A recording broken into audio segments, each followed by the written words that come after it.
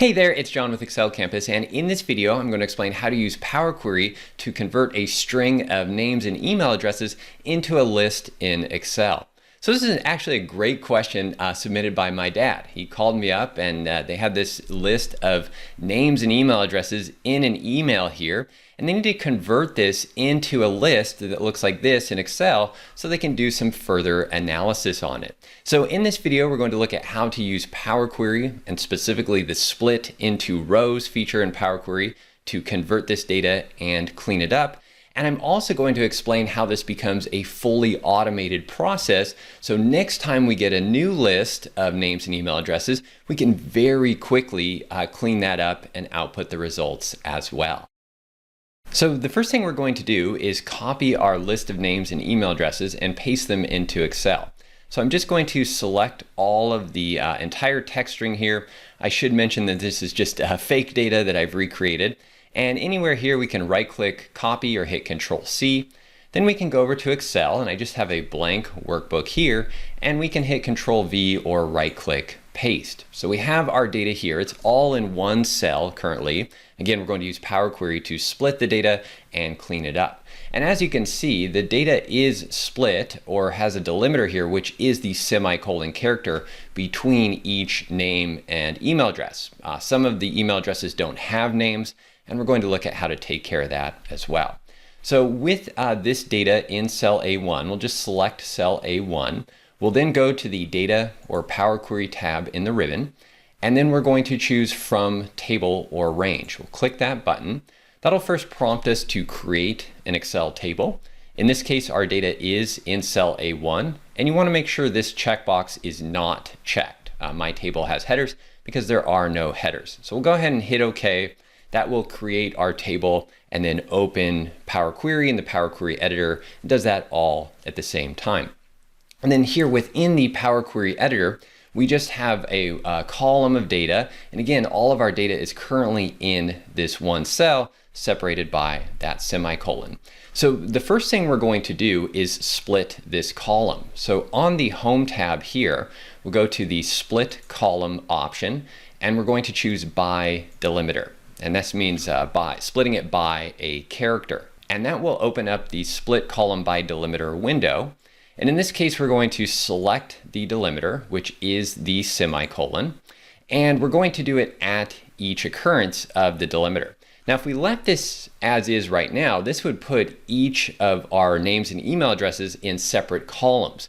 And we really don't want that. We want them in separate rows. Now, fortunately, Power Query has an awesome feature right here under the advanced options. So we'll click the advanced options, and here you can choose split into and then select rows.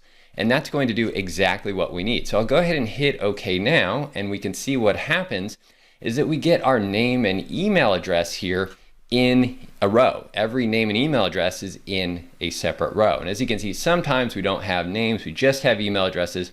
Those are also in rows because we've separated each row by that semicolon delimiter. Now, the next step is that we do want to have our name and email address in separate columns. So again, with column 1 selected here, we can use the split column feature again, choose by delimiter. That'll bring up the split column by delimiter window.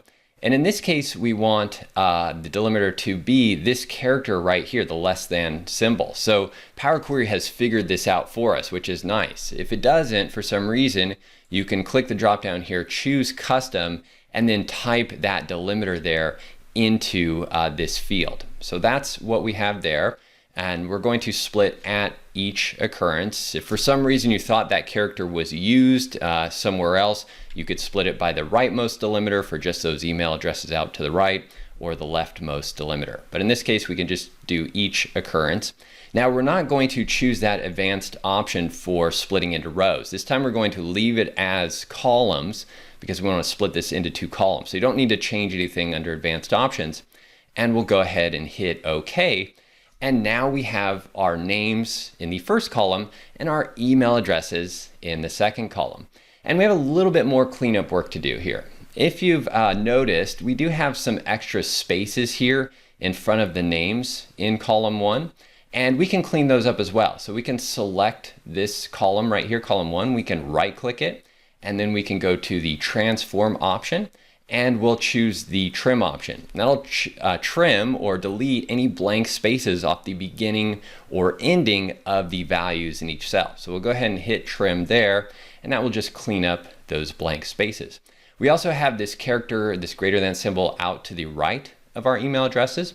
For this, we can right click this column, choose replace values, and that'll bring up the replace values window. And here we can just type that greater than symbol there, and we're going to replace that with blank or nothing. We just leave this blank and hit OK, and that will clean up that character as well. And then finally, we want to rename our column. So we'll just call this column name, and then we'll double click this column and call it email or email address, and we can hit enter there. And we've fully cleaned up our data. We've also taken all these steps, and you can see all these steps over here in the applied steps window, and even click through those and change those steps as needed. So at this point here, we're going to hit the we'll go to the home tab and hit the top half of the close and load button.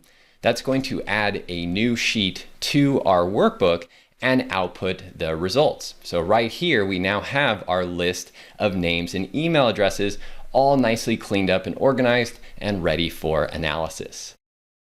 Now, the really cool part about using Power Query for this is that we fully automated this process and created a tool that will do this very specific data cleanup scenario over and over again. So what I mean by this is, let's say tomorrow or next week, we get another list of names and email addresses. I have that here. This is a different list. I'm going to go ahead and copy these out of my email. Again, just right click, copy, or Control C. I'm then going to go back over to the file that we just used, and you might want to save this as a new file if you want to keep this old list, or we can just use this tool to clean up the data. We'll go back to sheet 1 where our original source table is, and right here in this cell, which is now A2, I'm going to paste that data. I'll first just hit the delete key so you can see that it's been deleted, although you don't need to do this step. And I'm going to hit Control V to paste. So we've pasted the new data over it. Now, to run all those steps again, we do not need to go back into Power Query and recreate all those steps. Our query's already been created. All we need to do is go back over to our output table, and we can just right click the table anywhere and click refresh. Keyboard shortcut is Alt F5. That will rerun all the steps in our query and output the results to the table. So now we've just, with 1 or 2 clicks really, we've cleaned up our new email list. And you can continue to do this over and over again. So like I said, you've now created a tool that does the data cleanup work on this very specific process. And if you need to make changes, you can always double click the query over here in the queries and connections pane. You can jump back into the query editor here, and over on the right side, we have all of our steps. We can step through these. We can even click the gear icons here to modify some of those steps if needed. If the delimiter changes or something like that, you can modify those steps. And at the end result, again, is a cleaned up table.